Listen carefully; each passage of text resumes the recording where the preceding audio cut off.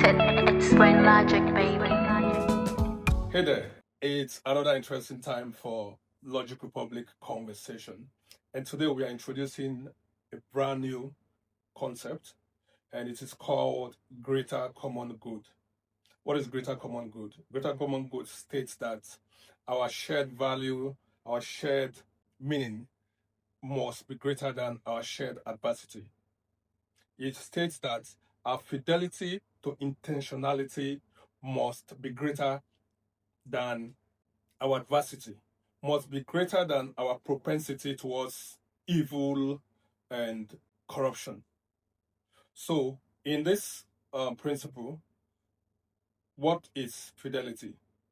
Fidelity is our commitment, our efforts, our sacrifices, our faithfulness to purpose, to the cause that we believe in, and to all that we share.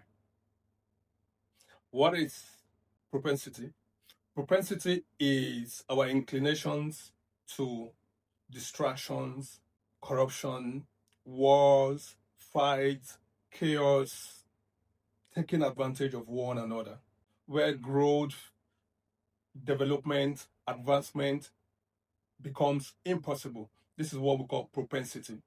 And what do we call intentionality? Intentionality simply means that our commitment, our attention and intention towards doing good, towards living a prosperous, peaceful life.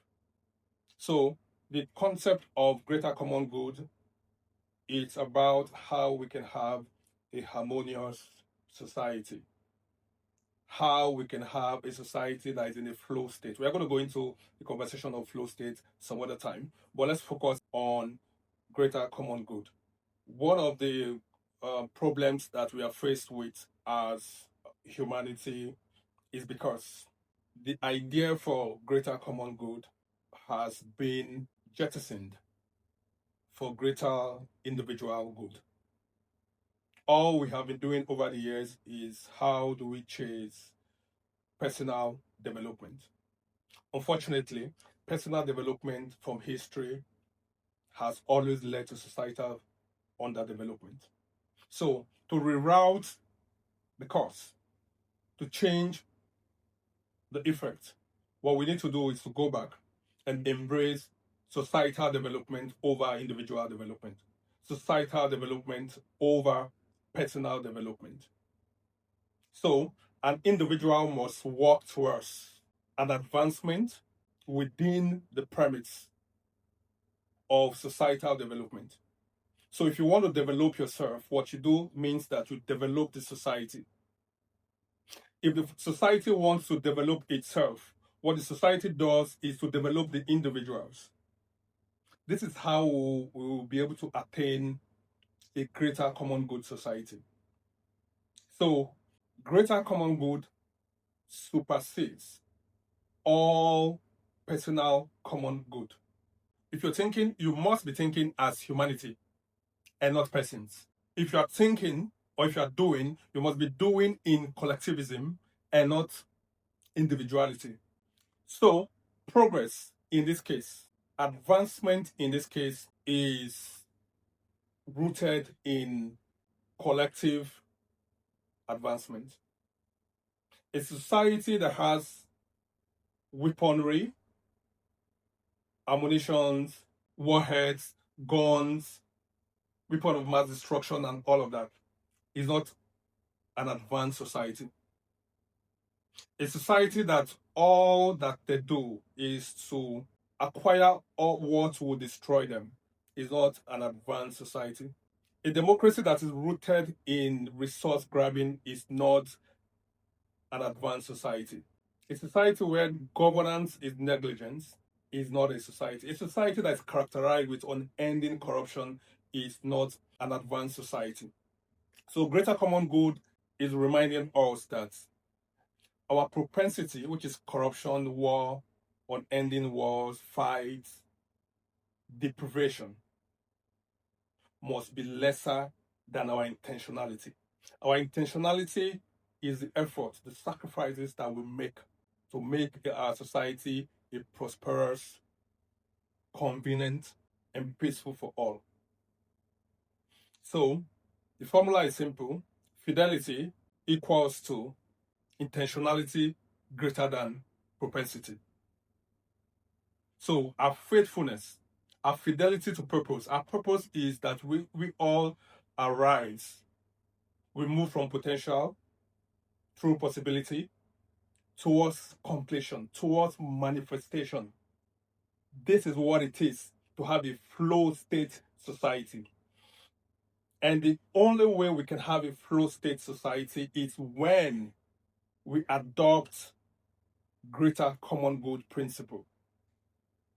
The society we are right now is a greater individual good society. It is called a man-die society. It is strictly meant to kill the man. If you look at our economy, the principles of capitalism, it gives power to a very few that have the capital. This has destroyed our human experience. This has impacted democracy or governance negatively. I'll give you an instance. If you look at democracy across the world, it has been about a process of those with capital rigging elections, winning elections, and always in power, determining the fate of those with lesser capital. So if you look at it, capitalism, which should be a system, a productive system for economy, has already infiltrated our governance. So we need to rewrap ourselves from the sense of capitalism, which is a system of the few, the sense of democracy, which has never been about the will of the people. It has always been about the will of the common few with the capital, with the connection with the resources, over the will of the majority without resources, without capital, without connection. A greater common good society has nothing to do with the society that we currently live in. I'm tempted to ask, just like everybody out there, is it possible for us to have a greater common good society, given the antecedents and the history of our lack, destructions, and penury? The answer is, fortunately, yes. We can have a greater common good society if we live in understanding. Understanding is what sets us apart from animals that do not have faculty to think. Understanding is what brings us together as a single whole, as a collective. Lack of understanding is what separates us from a collective, from humanity to persons. So the solution is rooted in understanding, and the problem of all society is rooted in the lack of understanding. On this note, I would like to pause for today. We will continue this conversation. Welcome to Logic Republic, a society of greater common good, where propensity is lesser than intentionality, and fidelity is intentionality over propensity. See you next time.